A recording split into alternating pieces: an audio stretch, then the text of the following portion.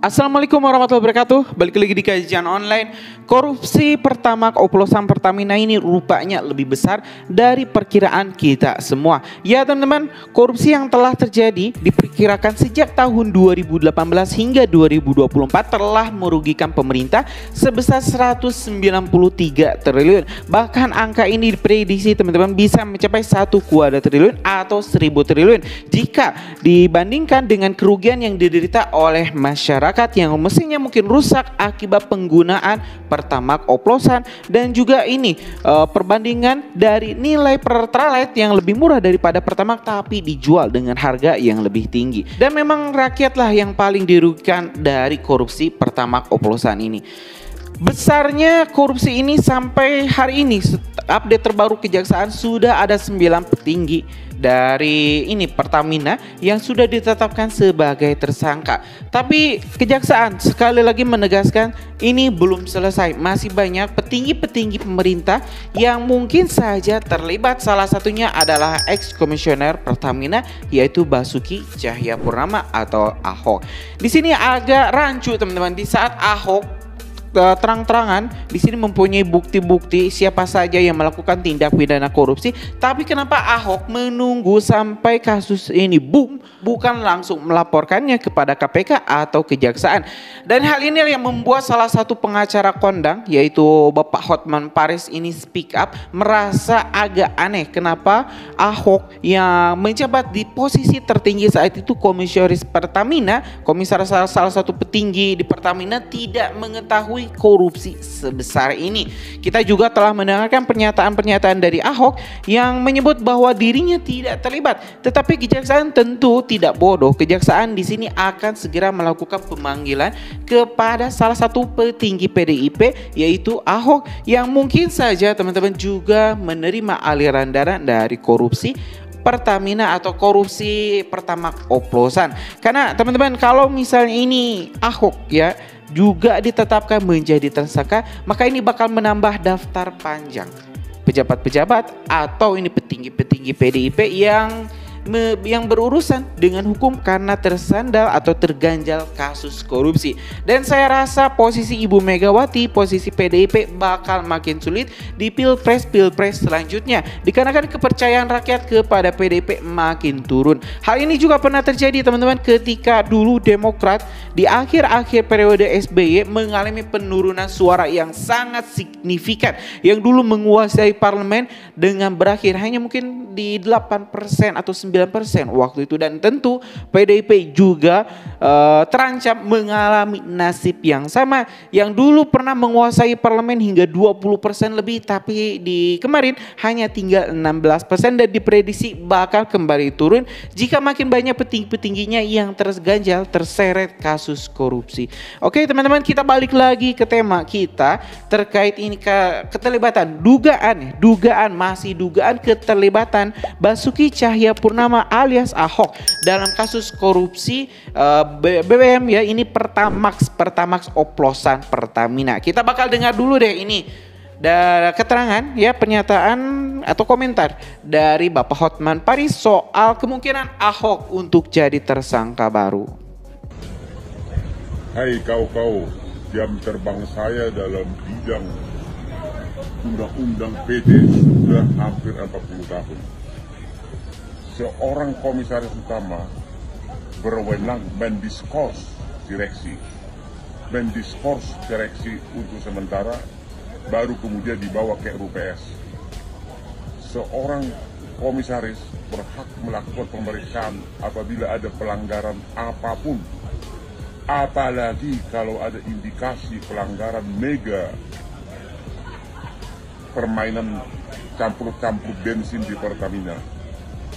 Tapi apa yang terjadi? Ahok itu adalah ketua dewan komisaris dari holding company, perusahaan induk yang mengawasi semua grup Pertamina. Waktu dia mengundurkan diri, tidak ada keluhan apapun. Tidak ada keluhan apapun, baik ke DPR maupun kemanapun. Gak ada alasan takut. Kalau kau takut berarti kau pengecut. Malah langsung pindah ke ikut ikut mendukung 03. Cuma nasib sial. Di Jepang, kalau seorang pimpinan gagal, dia langsung mundur dan mengaku salah. Ini dia komisaris loh. Komisaris berhak mendiskors direktur utama kalau melihat ada pelanggaran. Sekarang kau cuap-cuap, seolah-olah kau manusia suci. Waktu kau mundur, kau dengan tenang mengambil uang bonus miliaran dan gaji komisarismu. Tidak ada satupun keluhan. Sekarang cuap-cuap seolah-olah kau pahlawan. Ya, mendingan diam. Saya mengutuk korupsi tersebut. Tapi kalau ada orang seolah-olah kalau aku yang dirut, itu pasti beres.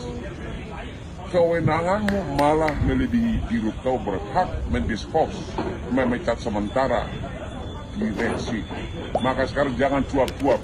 Nggak akan kepilih kau untuk pilpres berikutnya. Nggak ada. Paling 5-3 ekor yang dukung kamu, termasuk gua nggak akan milih kamu. Pendukung kamu, ayo aku lawan semua. Pertanyaan kepada Ahok hanya satu, jangan pelebar kemana-mana. Pernah nggak dia selama berapa tahun menjabat sebagai komisaris utama, pengawas induk dan anak perusahaan? Pernah nggak dia mencurigai ada pembuatan minyak murah, bensin murah menjadi bensin mahal? Pernah nggak? Itu fokusnya. Bukan seperti sekarang dia ngomong sana sini manajemen. Pernah nggak? Ya, kalau dia bilang pernah, maka pertanyaannya kepada siapa dia pernah melapor? Biar kita demo habis-habisan. Kalau waktu dia jadi komisaris dia sudah mencurigai bensin murah dirubah menjadi bensin mahal. Benar nggak Ahok pernah protes atau pernah curiga? Kalau ada, lapor ke siapa dia? Kalau benar ada, kita mendukung Ahok. Tapi ini kan tidak ada. Sekarang ini dia ngoceh sana sini tentang direksi, kalau saya jadi biru ini. Poinnya bukan itu. Tapi fokus kepada tindak pidana itu. Dia tahu nggak? Kalau memang dia tidak tahu sama sekali, itu padahal itu korupsi besar-besaran, itu kegagalan komisaris utama. Suka atau tidak, tahu atau tidak, harus dianggap bersalah karena dia dibayar miliar setiap bulan upahnya. Saya tidak pernah menyalahkan Ahok. Saya hanya mempertanyakan fokus ke arah tindak pidananya yang sangat besar. Karena dia komisaris, pertanyaan saya, kok bisa sama sekali seorang komisaris tidak tahu apa yang terjadi, tindak pidana yang sangat besar itu? Saya tidak mengatakan bahwa Ahok terlibat, bahwa Ahok menutupi, bukan. Fokus ke arah tindak pidananya. Kok bisa minyak yang begitu banyak bertahun-tahun dia seorang komisaris tidak tahu? Jangan terlalu banyak ngoceh sana sini, seolah-olah manusia dewa. Saya tidak menyalahkan Ahok. Sekali lagi, fokus ke arah apa yang terjadi, tindak pidana yang sangat masif seperti itu. Kalau dia mengatakan total saya tidak tahu, silakan, ya. Tapi kenapa dia bisa nggak tahu tindak pidana yang sangat besar seperti itu? Yang sekarang dia terlalu ngoceh kemana-mana, tapi fokus, tidak satu pun jawaban dia terhadap siapa sebenarnya yang terlibat sejak awal, atau apakah dia tahu sama sekali. Jadi history crime-nya yang saya tanyakan, ya. Sementara dia terlalu ngoceh kemana-mana. Nggak ada gunanya lagi ngoceh kemana-mana, karena fokusnya sekarang bantu kejaksaan. Dan yang kedua, kok bisa nggak tahu ada tindak pidana sebesar itu? Kok bisa komisaris utama tidak tahu? Itu pertanyaan saya. Jadi saya tidak menyerang Ahok. Kalau kau punya otak, yang saya bilang, jangan ngoceh sana sini, fokus ke arah tindak pidananya.